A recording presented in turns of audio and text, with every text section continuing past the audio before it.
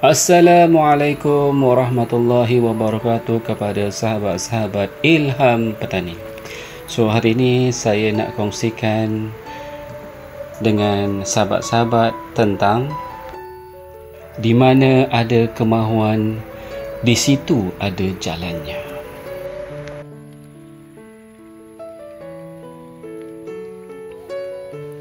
Dan ini adalah pokok-pokok penanti yang saya tanam daripada biji limau kasturi yang saya tanam dan saya semai untuk dijadikan sebagai pokok penanti, dan saya tanam pada tahap batas-batas supaya dia membesar sehingga batang tu agak besar, barulah kita akan cabut dan kita akan grafting pokok limau kasturi tersebut dengan pelbagai jenis limau yang ada, bergantung pada permintaan dan juga pasaran yang ada.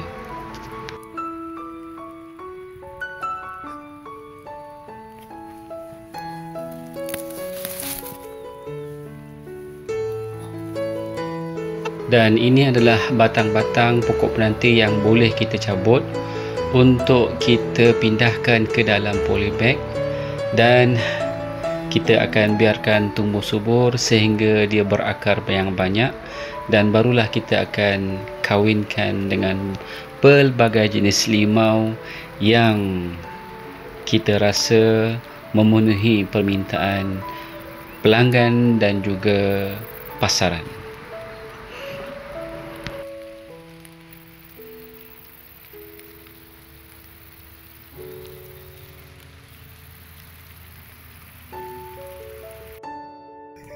Langkah setelah lepas kita mencabut batang-batang pokok tadi, batang pokok limau penanti tadi, kita akan bersihkan akar di bahagian bawah dan juga ranting-ranting yang ada, dan kita potong batang lebih kurang dalam 2 kaki hingga 2 kaki setengah, dan kita akan tanam ke dalam polybag dengan tujuan memudahkan untuk kita membuat grafting pada pokok limau-limau yang lain.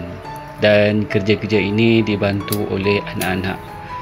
Jadi saya kongsikan bagaimana kita nak berkongsi pengalaman, berkongsi ilmu bersama anak-anak supaya mereka ada kemahiran, ada pengetahuan untuk memperbanyakkan pokok ini dan memanfaatkan kebun yang ada, walaupun sekangkang kera, tapi dengan kebun yang ada ini boleh menghasilkan beribu-ribu pokok untuk dihasilkan jika ada kemahuan. Di situ ada jalannya.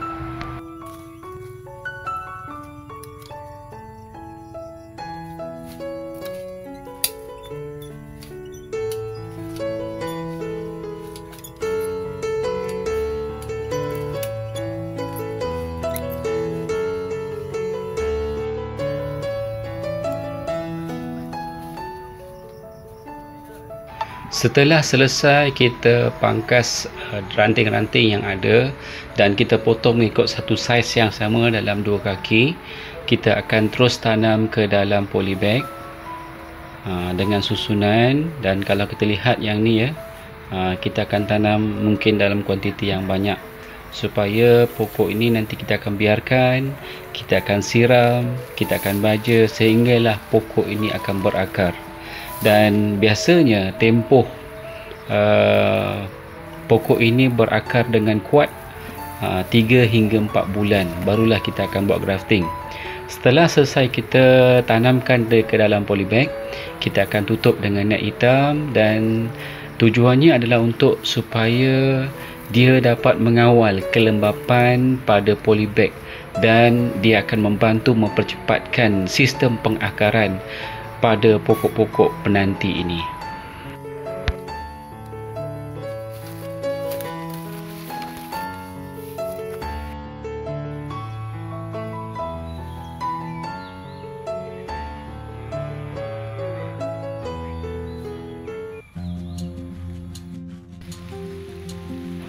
Dan ini adalah hasil daripada pokok-pokok penanti yang kita tanam dalam polybag.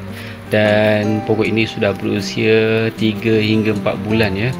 Dan pokok ini sudah sedia untuk kita buat grafting dengan pokok-pokok limau yang lain.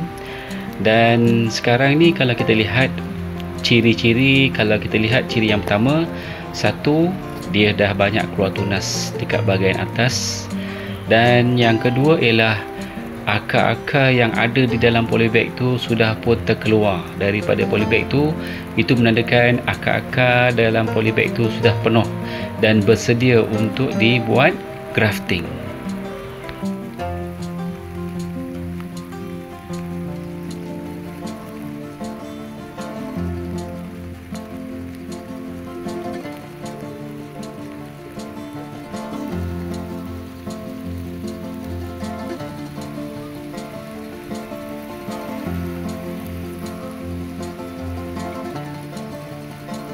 Pelbagai variasi buah limau yang kita boleh kawinkan dengan pokok penanti ini, sama ada pokok limau yang bermacam-macam jenis. Kebiasaan apa yang saya buat ialah saya buat grafting untuk pokok limau purut. Limau purut yang memang permintaannya memang cukup banyak, dan ini adalah polybag yang sudah boleh dikawinkan ya, akarnya sudah keluar.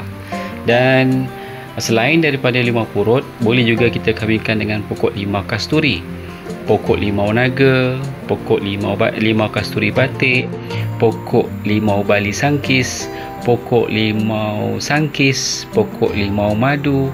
Segala-galanya kita boleh kawinkan hanya daripada pokok penanti limau kasturi.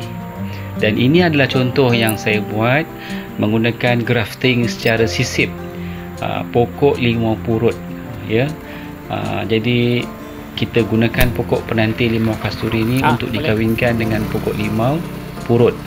Sebabnya limau purut ni permintaannya cukup tinggi, dan kalaulah kita ada kebun macam ni, kita manfaatkan dengan pokok limau kasturi.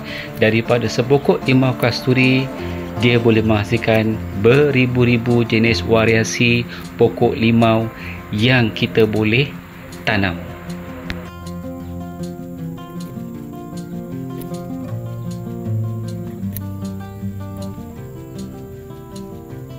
Dalam masa yang sama juga, selain daripada kita menghasilkan pengeluaran pokok-pokok limau, kita juga boleh berkongsi dengan anak-anak, dengan jiran-jiran ataupun sahabat-sahabat ataupun orang yang mencari ilmu bagaimana nak mendalami ilmu pertanian. Jadi dengan ini kita kongsikan, dan kita ada bahan, kita ada sumber, kita boleh kongsikan pengalaman ini supaya generasi yang akan datang boleh memanfaatkan ilmu yang ada untuk diri mereka dan keluarga mereka.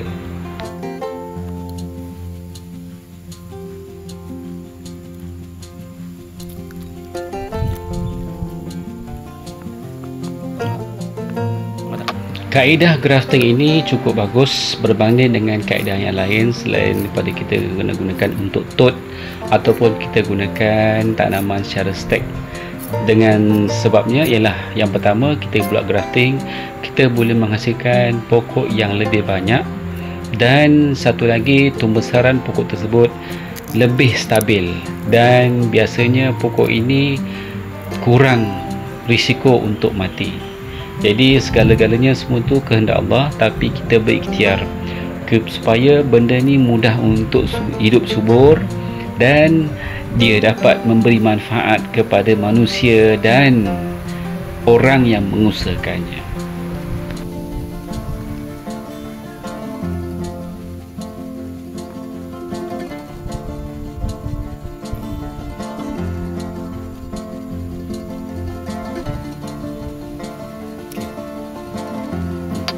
Dan ini adalah contoh grafting sambung pucuk pokok limau naga yang kita kawinkan dan kita sungkup dalam greenhouse, dan pokok ini terus rimbun. Jadi asasnya ialah daripada pokok penanti yang kita hasilkan. Dan ini juga adalah pokok limau kasturi batik yang tumbuh subur, walaupun dalam kita lihat dalam usia pokok ini lebih kurang dalam 3 hingga 4 bulan. Saya kongsikan pengalaman bersama sahabat-sahabat Ilham Petani untuk menghasilkan pokok penanti di kebun masing-masing supaya memberi manfaat kepada semua. Sekian, terima kasih.